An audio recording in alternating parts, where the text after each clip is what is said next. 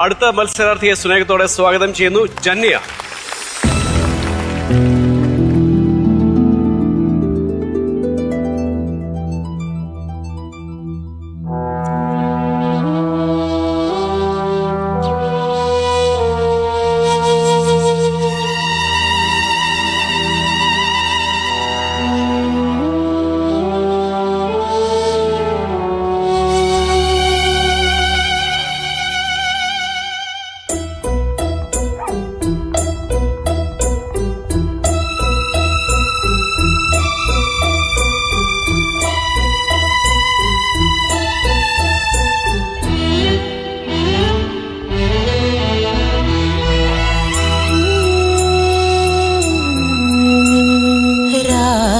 രാജഹംസമേ മഴവിൽ കുടിലിൽ സ്നേഹദൂതുമായി വരുമോ?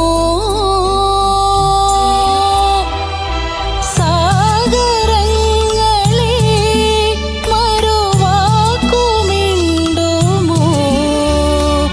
ഇവിടെ എന്റെ സ്നേഹഗായകൻ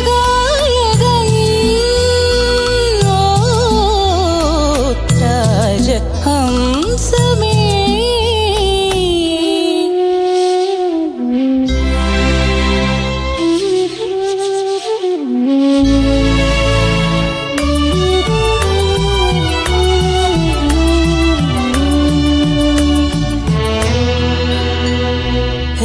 ഹൃദയരേഖ പോലെ ഞാൻ എഴുതിയ നൊമ്പരം നിറമിഴിയോടെ കണ്ടുവോ തോഴൻ? ഹൃദയരേഖ പോലെ ഞാൻ എഴുതിയ നൊമ്പരം നിറമിഴിയോടെ കണ്ടുവോ?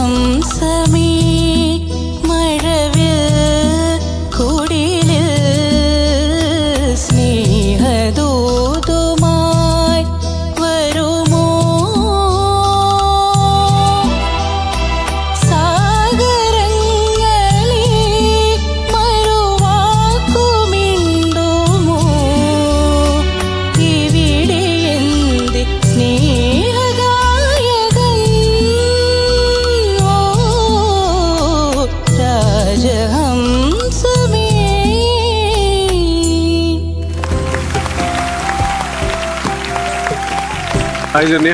Hello sir. എവിടെയാ നാട്ടില്? ബോംബെന്നാണ്. ആരൊക്കെയുണ്ട് വീട്ടില്? അച്ഛൻ, അമ്മ, ഹസ്ബൻഡ്, വൈഫ്, സോറി ഹസ്ബൻഡ്, മോൻ. ഹസ്ബൻഡിന്റെ വൈഫും ഹസ്ബൻഡും വൈഫും മോനുണ്ട്, പിന്നെ ഫാദർ ഇൻ ലോ.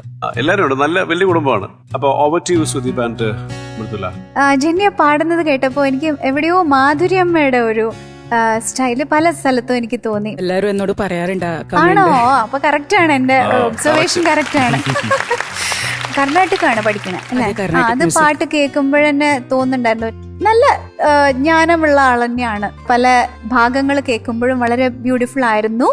ചില ഭാഗങ്ങൾ പാടുമ്പോ എക്സ്ട്രാ ഒരു പല നോട്ട്സും കേറി വരുന്നുണ്ട്. മൃദുല, എനിക്കൊരു ആഗ്രഹം, അതിന്റെ ആ സസ്റ്റെയിൻ നോട്ട്സ് ജന്യ പാടുന്ന വേറൊരു രീതിയിലാണ്.